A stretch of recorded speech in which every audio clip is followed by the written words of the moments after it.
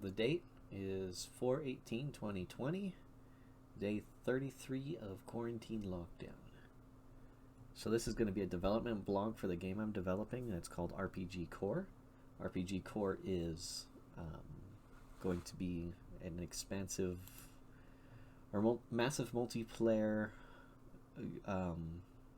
role-playing game that we're going to create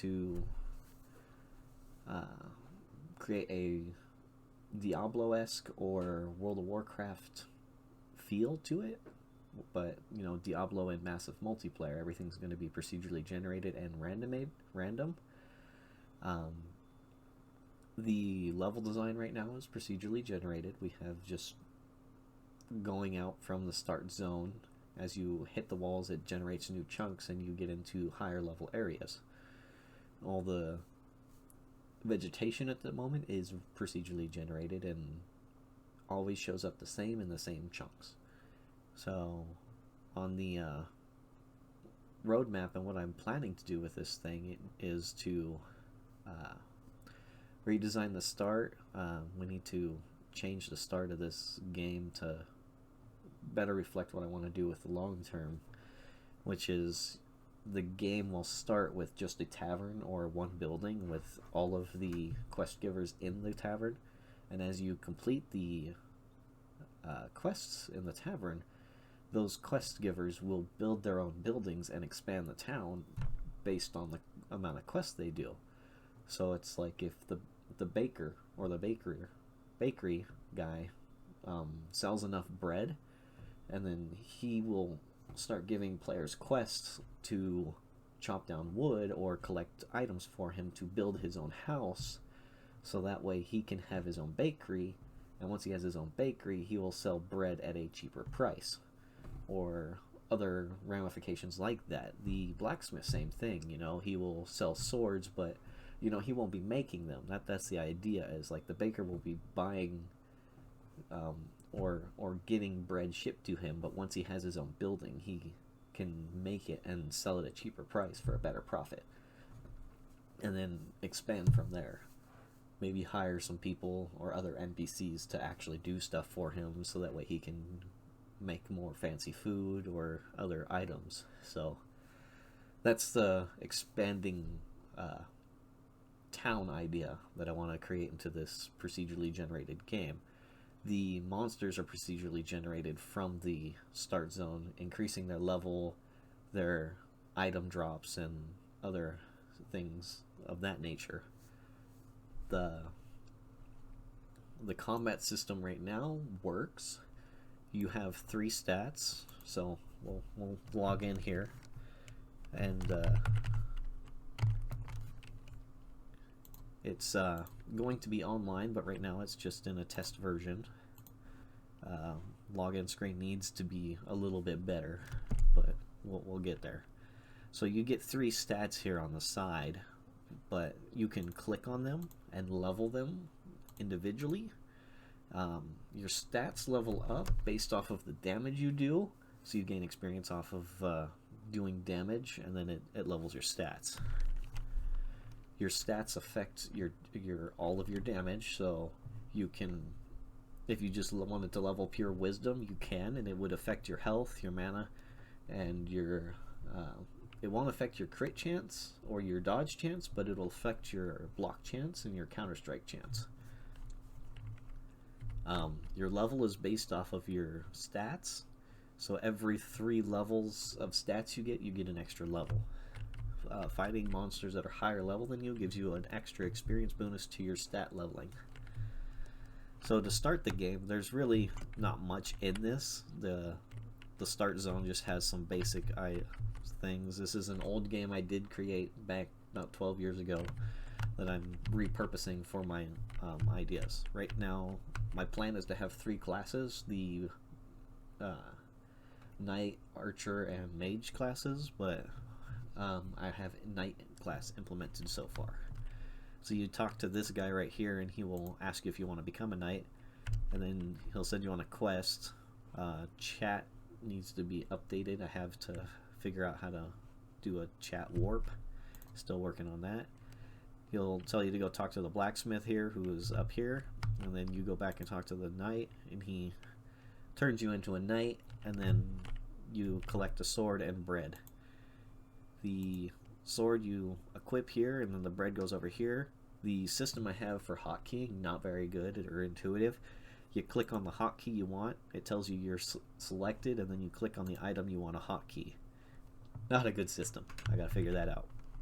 Because if you try to click on the item and then drag it to the hotkey, it tells you hotkey 2 selected, and then you're like, well, that didn't work. Now it's still here, and you have to put the bread back, and then it works. And it's not good. I gotta fix that. The bread maker is over here. He'll ask you if you want to buy bread. This whole system of like asking questions and stuff is very interruptive to the gameplay, and I will be remaking that. So you have 100 gold, and there's not really much else to dump money into, so buying bread is a good idea. It now stacks to 10. In previous versions it would stack infinitely, and then it'll just warp over and create more stacks of 10. So it's like now I can take the hotkey and I'll select the second stack. Bread right now is an instant heal, which is very strong for the game right now, and since it heals 100 health, I'll have to probably change it to 50 or something like that and regenerate over time, because it's it's shown to be very strong, and you can just spam bread to generate items. So you can attack monsters by double clicking on them. Shows the red circle around the actual character to show that you are attacking and doing damage. The stats and everything, all the comparisons are based off their stats and your stats. This is a debug system right now that I'm showing to show that the differences in stats. So the monster has a 50% almost dodge chance and 50% block chance, with a 50% crit chance and something like that. Or it's not 50% per se, it's actually more like 25%. I have to redo my coding so I can kind of get a better idea of what exactly that's telling me. So you would press the hotkey 1 and it'll heal your health. So if we just pull another mob over here, if you press T, it'll auto target the closest monster, so that way you can attack it easier. So as you can see, I'm leveling all 3 stats at the moment, but so yeah, you select on the item and it'll open your inventory. You just use the move keys right now to exit, or you can press I again and it'll exit. Pressing escape, I have to add that in. But if I deselect wisdom and dexterity, it'll allow the monsters, or allow me to just use all the damage experience for leveling the strength. So it'll level faster, but it won't level as efficiently as if you're leveling all 3 stats at the same time. So that's more for just building specialized builds or other ideas of like, I just want to try for pure strength, and that will keep your level down, but with your strength up. But your hit chance and your block chance is compared against the other thing you're attacking or being attacked by. So there's some trade-offs. You'll hit much harder, but you won't hit as often and things like that. So it needs to be tested to decide if my code is very good and if it's well balanced, but we will see.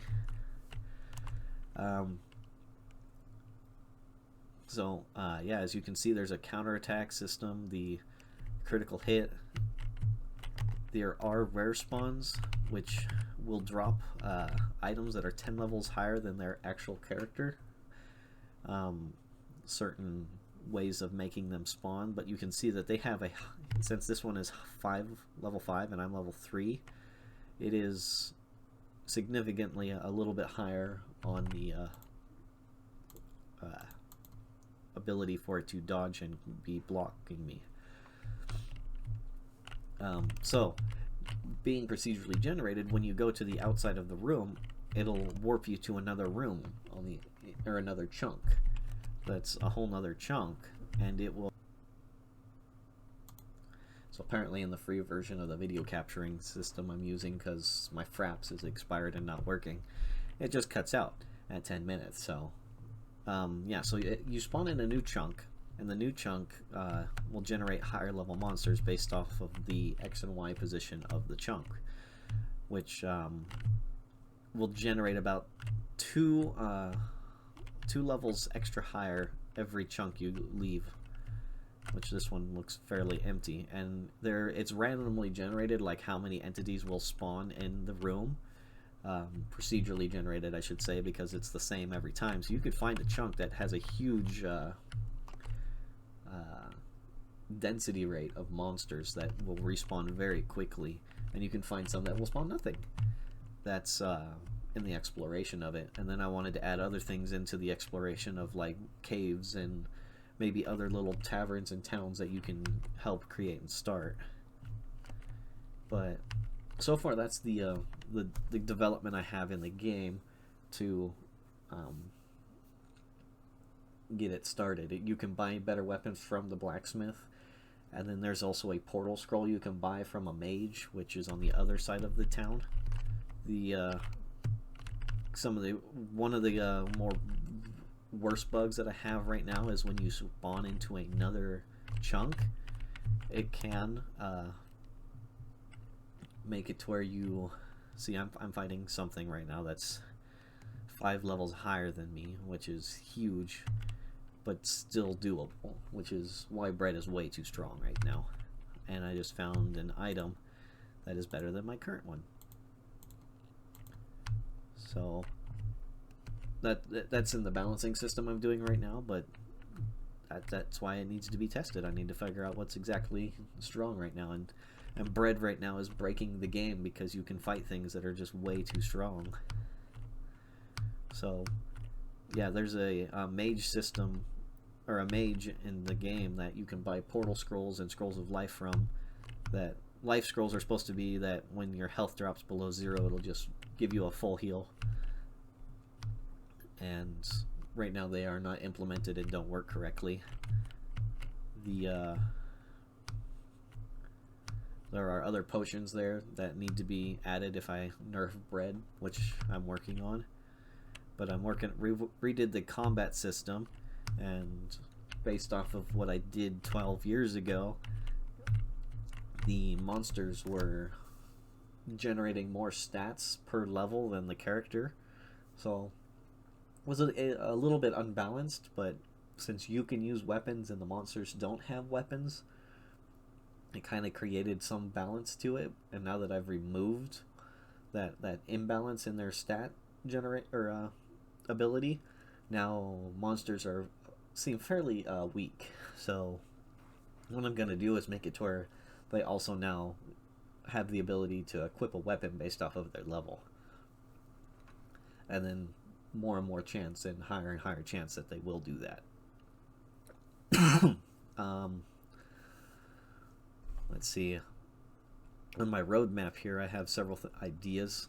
Thanks to Millie for showing me GitHub and figuring out how to get this all done. And so this is just a better and cleaner way of me trying to track what's going on and figuring out things. So I'm gonna see if I can figure out a way to make this public, so that way people can kind of see what's going on and make recommendations to me based off of bugs that have been reported and things like that. Millie, I'm sure, will help me with that.